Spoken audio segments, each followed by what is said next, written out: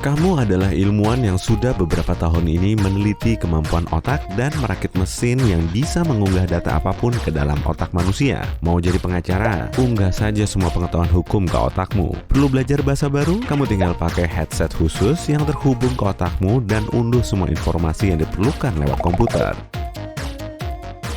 Biasanya, kamu pingsan beberapa menit saat informasi diunggah. Lalu kamu akan merasa lelah selama beberapa jam karena otakmu butuh waktu untuk beradaptasi dengan data baru. Tapi sekarang, kamu memutuskan untuk mengunduh lebih dari satu profesi. Kamu ingin mengunggah perpustakaan elektronik dengan jutaan buku untuk menjadi orang terpintar di dunia. Kamu pun memakai headset, memulai program, tapi lupa satu hal penting.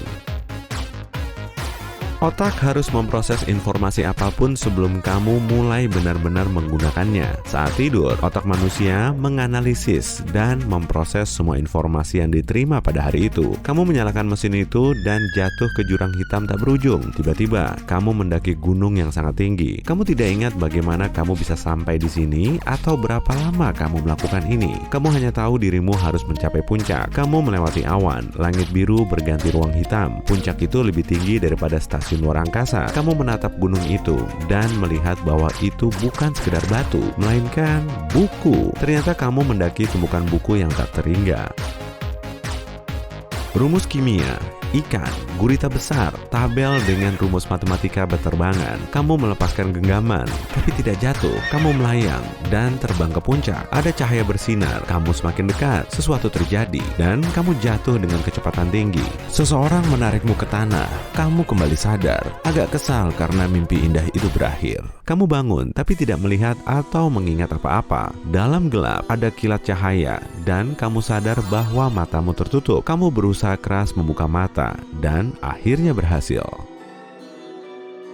Kamu tak tahu di mana dirimu, dan otakmu perlahan mengunggah informasi tentang lingkungan sekitarmu. Kamu ingin bangun dari kasur dan memahami apa yang terjadi, tapi tidak bisa. Ototmu tidak mau mengencang. Kamu tidak bisa menolehkan leher. Setiap gerakan terasa sulit, dan mulutmu kering. Matamu tertutup karena kelopak matanya sulit terbuka. Kamu ingin meminta tolong, tapi kamu tidak bisa teriak. Pita suaramu terlalu lemah, dan otot rahangmu tidak mengizinkanmu untuk membuka mulut lebar-lebar. Temanmu masuk ke kamar dan menenangkanmu. Dia bilang kamu sudah tidur selama sebulan, dan itu yang terjadi dengan otak dan tubuhmu selama ini.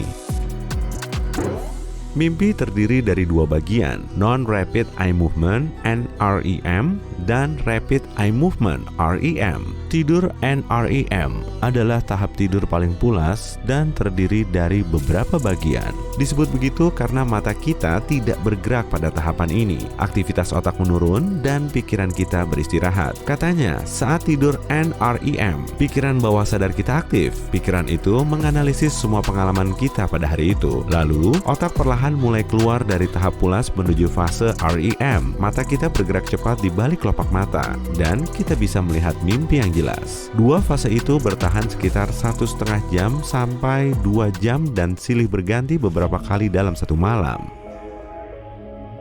Fase NREM berlangsung paling lama dan REM berlangsung 15 menit sampai 30 menit. Jika tubuhmu cukup tidur, kamu akan bangun tepat setelah fase REM. Tapi kalau kamu masih perlu istirahat, kamu kembali ke fase pulas setelah fase REM.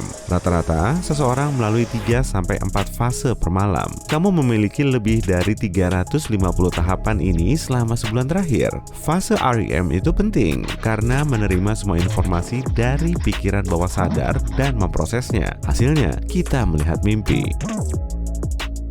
Kamu mungkin berpikir mimpi itu tidak berarti, tapi itu berkaitan dengan kejadian dan sensasi yang kita alami sepanjang hari. Saat kamu mengunggah perpustakaan dengan jutaan buku itu ke dalam otakmu, butuh waktu jauh lebih lama untuk memproses informasi sebanyak itu daripada tidur 8 jam biasa. Kamu hanya ingat sebagian kecil dari mimpimu, dan kesadaranmu tidak merasakan bahwa 1 bulan telah berlalu. Seluruh pemrosesan pengetahuan yang sudah diunduh disembunyikan darimu oleh pikiran bawah sadar. Tapi kamu melihat sebagian kecil. Kamu bermimpi mendaki puncak yang melambangkan pengetahuan. Ini adalah fase REM terakhir di mimpi ini. Itu sebabnya kamu mengingatnya dengan baik. Tingkat pengetahuanmu luar biasa sekarang. Tapi apa gunanya kalau kamu tidak berdaya sekarang? Tubuh fisikmu telah mengalami siksaan bulan ini. Selama beberapa hari pertama tidur, tubuhmu tidak berubah banyak. Otakmu, karena tahu kamu tidur, menghasilkan hormon spesial yang membuat tubuh tidak menghasilkan.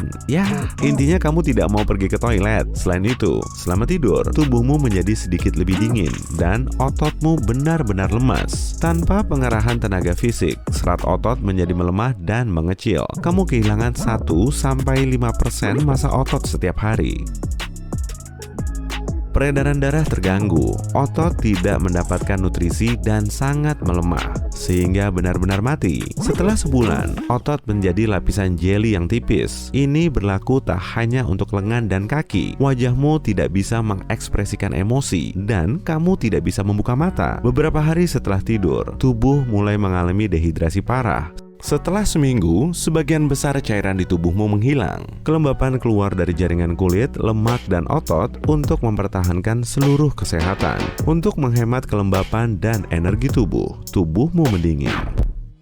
Setelah 2 minggu, kamu sama dinginnya dengan kaleng soda dari kulkas. Sebulan kemudian, suhumu semakin mirip sebongkah es. Setiap hari, semakin sedikit vitamin dan nutrien yang disebarkan ke seluruh tubuhmu. Bayangkan aliran darah adalah jalan raya lebar dengan ribuan mobil, yang masing-masing mobilnya merupakan unsur penting agar organisme berfungsi. Setiap hari, jumlah mobil berkurang, kecepatannya semakin lambat. Setelah sebulan, jalanan hampir sepi, metabolisme berhenti. Semua organ, kecuali jantung dan paru-parumu, hampir berhenti berfungsi karena tidak diperlukan.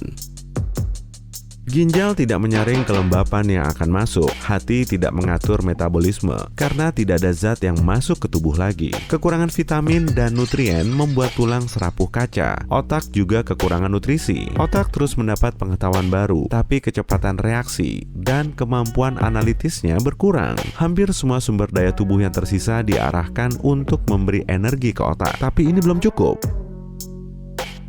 Setelah bangun, kamu mungkin tidak mengerti di mana kamu, siapa kamu, dan apa yang terjadi selama ini. TV dinyalakan di depanmu, dan kamu butuh waktu lama untuk menyadarinya. Detak jantungmu menurun beberapa kali. Jantung tidak bekerja pada kekuatan penuh. Napasmu sangat lambat dan sangat lemah, sampai lalat yang melewati hidungmu hampir tidak bisa merasakan embusannya. Tubuhmu sekarang seperti laptop dengan baterai lemah. Energimu hanya cukup untuk menunjukkan gambar komputer perlu diisi daya. Kamu akan menjadi orang terpintar, tapi juga orang paling tidak berdaya.